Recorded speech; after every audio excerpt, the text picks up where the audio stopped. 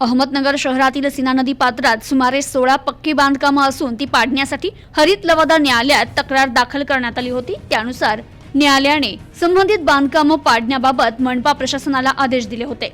त्या आदेशान्वये मनपाच्या अतिक्रमण विभागाने संबंधित ठिकाणी पोलीस बंदोबस्तात अतिक्रमण मोहीम राबवली। मात्र काटवण खंडोबा येथील नागरिकांनी खरेदी खत करून विकत घेतलेल्या जागेवर मनपाकडून कारवाई होत असल्याने या मोहिमेला येथील नागरिकांनी तसेच विविध राजकीय पक्षांनी विरोध दर्शवल्याने या ठिकाणी एकच गोंधळ निर्माण झाला होता।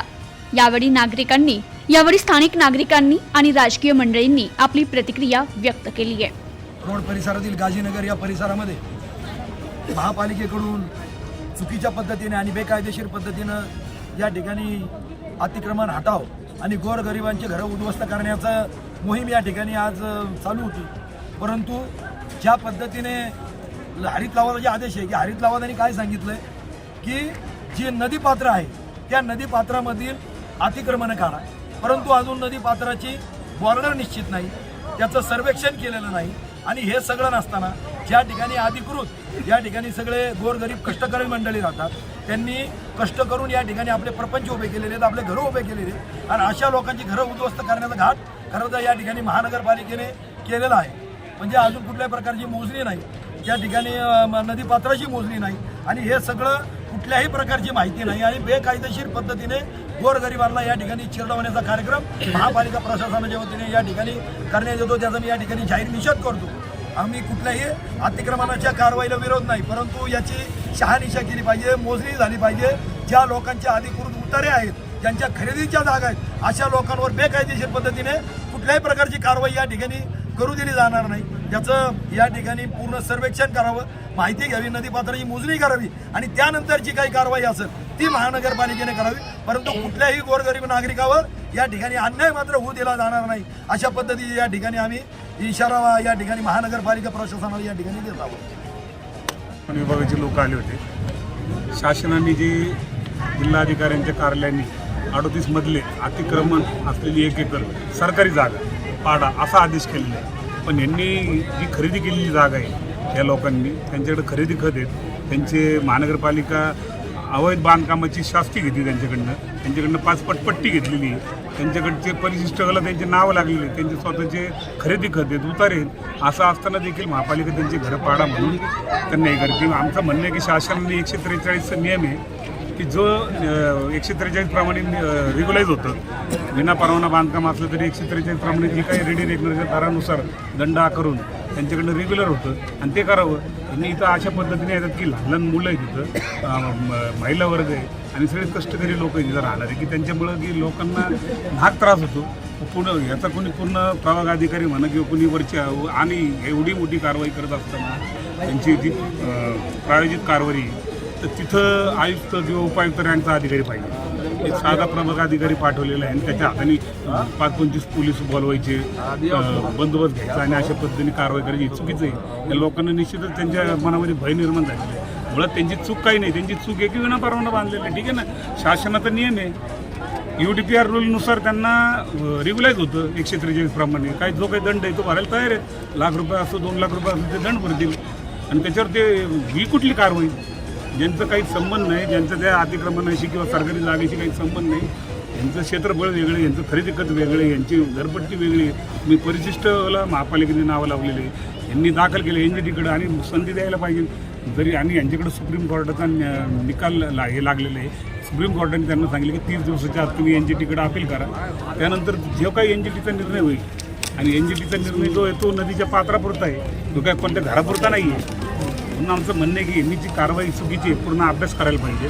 रोज काहीतरी वरिष्ठ अधिकारी सांगतात फोन करून पाडा हे असलं काही लांडगा आला रे लांडगा आला अशातली गत आहे यांची। थोडा अभ्यास करावा यांनी आणि मग या ना तुम्ही।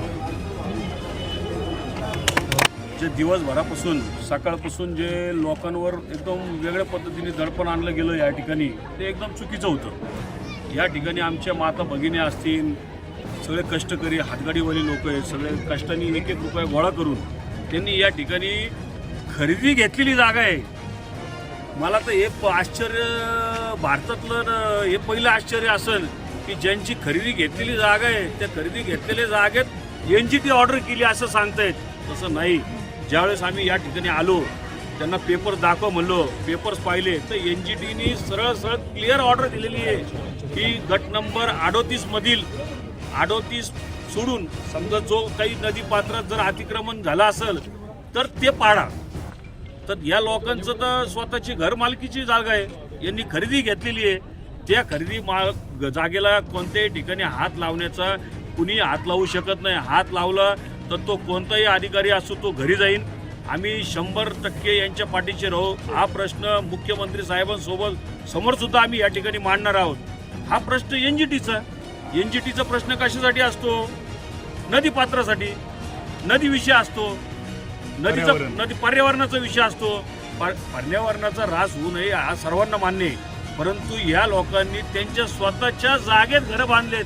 त्यांना आत्ता बाळासाहेबांनी जसं सांगितलं त्यांना पट्टी येते, ते सगळं भरतात. आणि खऱ्या अर्थाने आपण पाहतोय ब्ल्यू लाईन जी आत्ता केली ही 2 वर्षापूर्वी केलेली आहे. आणि हे लोक 4 ते 5 वर्ष 6 वर्ष झाले या ठिकाणी त्यांची स्वतःची खरेदी मालकीची जागा घेऊन घरं बांधलेली आहेत. हा एवढंच आहे. आणि त्यांना पट्ट्यामध्ये अनधिकृतचं लागलेलं आहे. जसे गावठाणामध्ये घरं बांधतो आपण, बरेच आर्कोलॉजीचे विषय असतात, 1000 विषय असतात.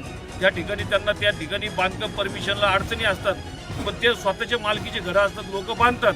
पण त्या ठिकाणी त्यांना ते पट्टी अनधिकृतची पट्टी लागती. यांचा अनधिकृतची पट्टी होती, पण बळजबरीने ग्रीन ट्रायब्युनलला दाखवायचं की आम्ही काहीतरी कारवाई केली. ग्रीन ट्रायब्युनलला या ठिकाणी कोणतंही अतिक्रमण झालेलं नाहीये. यांची या ठिकाणी कोणती इथं येऊन मोजणी केलेली नाही. या ठिकाणी प्रथमतः तर सरकारी मोजणी झाली पाहिजे, सरकारी मोजणी झाली पाहिजे. त्या ठिकाणी तिथं कामं रावले पाहिजे. आणि त्याच्यानंतर जर असं वाटलं की 38 मध्ये कोणाचं अतिक्रमण आहे तर त्या माणसाला नोटीस दिली पाहिजे, त्याला कोर्टात जाण्याची संधी दिली पाहिजे, त्याला हे दिली पाहिजे. ते तर काहीच केलं नाही. ग्रीन ट्रायब्युनलनी घर पाडायचं कधी सांगितलं त्यांना? ग्रीन ट्रायब्युनलनी कुठेही घर पाडायचं सांगितलेलं नाही. जेव्हा आमच्या लक्षात आलं, अधिकाऱ्यांना समजून सांगितलं, त्यांच्याही ते लक्षात आलं, त्यांनी ती समजूतदारपणाने घेतलं. आणि आता या ठिकाणाहून पोलीस प्रशासन आणि अधिकारी गेलेले आहेत. खऱ्या अर्थानं चुकीच्या पद्धतीने जर इथं काय झालं, इथं गोरगरीब भाबडे लोक राहतात, त्या बिचाऱ्यांना कायद्याचं ज्ञान कमी असल्यामुळं हे लगेच त्या ठिकाणी तुम्ही करणार का? हे कुठेही आम्ही खपून घेतलं जाणार नाही. आणि 100% या ठिकाणच्या जनतेच्या पाठीशी आम्ही 100% या ठिकाणी उभा राहू आणि त्यांना न्याय मिळवून देऊ. जय हिंद, जय महाराष्ट्र. खरं तर अहमदनगर शहरामध्ये अनेक ठिकाणचे खरं तुम्हाला देखील एका विशिष्ट समाजाच्या लोकांना टार्गेट करण्याचं काम करत आज तुम्हाला दिसतंय. उद्या शनिवार आहे, परवा रविवार आहे, 2 दिवस सुट्टीचे आहेत. बरोबर या 2 दिवसाच्या सुट्टीचा फायदा घेऊन खरं तर महानगरपालिका आज या सर्वसामान्य गरीब कुटुंबाच्या घराचं या ठिकाणी उद्ध्वस्त करण्याचं काम या ठिकाणी करत आहे. आपल्या सर्वांना कल्पना आहे की नगर शहराच्या अनेक भागामध्ये खरं तर मोठमोठ्या लोकांची खरंच अतिक्रमण आहेत. ती अतिक्रमण काढणं गरजेचं असताना कारण त्या अतिक्रमणाचा शहराच्या वाहतुकीला दुष्परिणाम होतो. अनेक प्रकारच्या लोकांना घरात त्या ठिकाणी अडचणी निर्माण होतात. त्याच्याकडे मात्र महापालिका दुर्लक्ष करते आणि गरीब लोक ज्या भागामध्ये राहतात, मोठ्या संख्येने लोक ज्या भागामध्ये राहतात आणि त्या लोकांना खरं तर कसल्या प्रकारचा त्रास नसताना त्याचं अतिक्रमण काढण्याचं काम आणि मोठा पोलीस बंदोबस्त घेऊन हे अतिक्रमण काढण्याचं काम करतं ही महानगरपालिका करते. आत्ताच माझ्या अगोदर खरं त्या 2 लोकांनी यासाठी या महानगरपालिकेचा निषेध केलेला आहे. मी सुद्धा खरं तर याचा निषेध करतो. आणि महानगरपालिकेने खरं तर काम करत असतं मोठ्या डोळ्याने काम केलं पाहिजे. हे डोळे झाकून खरं तर काम करतात आणि सर्वसामान्य लोकांना या ठिकाणी आपण मागं जर पाहिलं मी कॅमेराला विनंती करेल, बघा माझ्या मागे या ठिकाणी या सर्व महिला या ठिकाणी आहेत, त्याचे चेहरे तुम्ही बघा. आज खरं तर त्यांचा महत्त्वाचा दिवस आहे. शुक्रवार हा दिवस त्यांचा महत्त्वाचा दिवस असतो आणि अशा या दिवसामध्ये खरं तर त्या लोकांना उद्ध्वस्त करण्याचं काम जर महापालिका करत असेल तर निश्चितच त्या महापालिकेला संबंधित त्यांच्या अधिकाऱ्याला जाब विचारण्याचं काम या शहराचे आमदार मान्य संग्रामभाई जगताप करतील. आणि आमचे सर्व नगरची राष्ट्रवादी काँग्रेस पक्षाची त्याच्या मागे आहे. मी फक्त या महिलांना या नागरिकांना एक विनंती करणार आहे की तुमच्याकडे अनेक प्रकारची या शहरातील राजकीय मंडळी येतील, तुम्हाला वेगवेगळ्या प्रकारचे आमिष तुम्हाला दाखवतील, परंतु मात्र तुम्ही त्यांना ओळखण्याचं काम सुद्धा तुम्ही केलं पाहिजे. खरोखर कोण आपल्या पाठीमागे उभे राहणार आहे, कोणामुळं खरं तर आपलं काम होणार आहे याचा सुद्धा तुम्ही उपयोग या ठिकाणी विचार केला पाहिजे. नाहीतर तुमच्यासमोर बोलणारे एक, तुमच्या मागे येऊन तुम्हाला सल्ला देणारे एक, अशा प्रकारची सुद्धा काही मंडळी या ठिकाणी नगर शहरामध्ये वावरत आहे. कारण त्यांचा तो व्यवसाय आहे. म्हणून माझी तुम्हाला विनंती आहे की लोक पारखा, लोक ओळखा आणि तुमचं काम कोण करणार आहे. मला खात्री आहे की तुमचं काम हे निश्चितच या शहराचे आमदार फक्त संग्रामभाई जगताप हेच करतील. म्हणून तुम्ही त्यांच्या सगळ्यांनी मागं राहायला पाहिजे. तुमचं आणि त्यांचं कार्यालय फार जवळ आहे. तुम्ही साहेबांना भेटलं पाहिजे होतं, त्यांना सांगितलं पाहिजे होतं. यापूर्वी तुम्हाला माहिती आहे की बऱ्याच प्रकारची तुमची मंडळी साहेबांना भेटलेली आहे. तुम्ही खात्री या ठिकाणी बाळगा, कसल्याच प्रकारचं तुमचं काही नुकसान होणार आहे. निश्चित तुम्हाला योग्य प्रकारचं न्याय देण्याचं काम या शहराचे आमदार माननीय संग्राम याच्याकडे निश्चित करतात. पण खंडोबा या वस्तीत अतिक्रमण म्हणून इथं कारवाई करण्यात येऊ राहिली आहे. ही कारवाई चुकीची आहे. आम्ही इथं खरेदी खत करून ही जागा खरेदी केलेली आहे. आमच्याकडचे काही लोक आहेत ते पण आत्ता मौजूद आहे, आम्ही ज्याच्याकडून खरेदी केलेली आहे.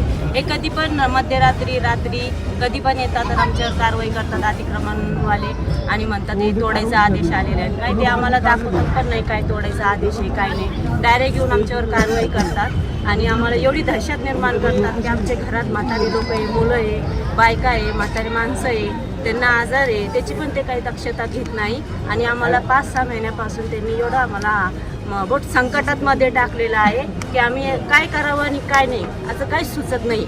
सगळे लोक येतात पण आहे, नगरसेवक आमदार आमच्या मदतीला ते येतात धावून. म्हणून आत्तापर्यंत आम्ही सुखरूप आहे. अशी ते आमच्यासाठी यावं आणि यांच्यावर कारवाई सक्त हो. संग्राम भैया जगतापनी आमच्याकडं लक्ष द्यावं आणि आमची मदत करावी हीच आम्हाला सगळ्यांकडं. मी स्वतः मालकीची खरेदी केलेली जागा, मी स्टॅम्प ड्युटी भरून खरेदी केलेली जागा, मी राहतोय. माझ्या राहते घरी कुणी एक 3 व्यक्ती येतोय, त्याच्या भावाभावांचं भांडण तिकडं. त्यांच्या भांडणामध्ये त्यांनी पार्टी केलं, पालिकेला. ते पालिका उडती आम्हाला. पालिका त्यांनी अक्षरशः त्यांनी RGB केली. 38 गट नंबर सर्वे नंबर हा असून ह्याच्यात सारखं 1 एकर सरकारी वाढीव केलेले आहे. त्याच्यातलं अतिक्रमण काढा म्हटलेले, पण आम्ही त्या सरकारी जागेत आहेत नाही. आमच्याकडे सगळे कागदोपत्री, पण आमच्याकडून तुम्ही सगळे पालिकेच्या लोकांनी कर भरून घेतले, आम्हाला परिशिष्टाचं कर भरलं, आमच्याकडून त्यांनी टॅक्स भरून घेतले, स्टॅम्प ड्युटी भरून घेतली, घरपट्टी भरून घेतली.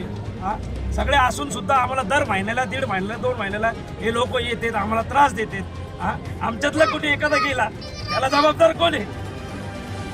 हे जबाबदार कोण आहे तुम्ही सांगा आता. हे जबाबदार कोण राहणार आहे? आमची आई मंडळी आहे इथं. कोण सांगणार त्याला? दर महिना 1.5 महिना झाला का हे लोक येतात आम्हाला त्रास देते. आम्ही फॉल्टमध्ये तुम्ही दाखवा ना. या कोणी 3 माणूस कुठेही जाऊन ऍप्लिकेशन करेन, ह्याला कोण मान्य करणार आहे? कोणी आलं ते त्याच्या गाणीत त्यांनी काळी केली, ते काळी केली, आम्ही करणार आहे का? तुम्ही आम्हाला दाखवा. तुम्ही आम्ही खरेदी घेतली, आमचं काय आहे काय नाही दाखवा ना आम्हाला. ज्याने अर्जी केली त्याने अर्जी काय केलेली आहे? गट नंबर 38 मध्ये 1 एकर वाढीव क्षेत्र करून सरकारी जागेत अतिक्रमण केलेलं आहे. हे कागद पालिकेत बी आहे, हे कागद आमच्याकडे बी आहे. आम्ही आहे का ते 1 एकरच्या वाढीव क्षेत्रामध्ये? तुम्ही हे दाखवा. हेच आमचं बोलणं आहे. उद्याच्या वेळेस कधी काय आमच्या घरच्या मंडळीला कुणी काय जबाबदार काही झालं त्याला जबाबदार राहणार कोण? सगळ्या नगरकरांना मी विनंती करतो की सगळे नगरकर आम्हाला सपोर्ट करतील. आम्ही त्याबद्दल आम्ही काय आरोपी नाही ना, आमचे कोणाचे 2 नंबरचे धंदे नाही. आम्ही हातगडी टाकणारे लोक आहोत. आम्हाला सगळे नगरकरांनी आम्हाला सपोर्ट करावं. आम्ही काय चुकीचे काम करत नाही ना. आमचं कोणाचं काही असं एक बी असं हे नाही आहे का आमचं कानून हे का आमच्यावर आरोप आहे यांनी दगडफेक केलेली आहे, यांनी हे केलेलं आहे, यांनी खून केलेलं आहे. आमचं तसं काही आहेच नाही. आम्ही व्यापारी माणसं आहे. आम्ही हातगडी ढकलतोय. आमच्यावर थोडं सगळ्या नगरकरांनी. Bureau report, news today 24, Ahmednagar.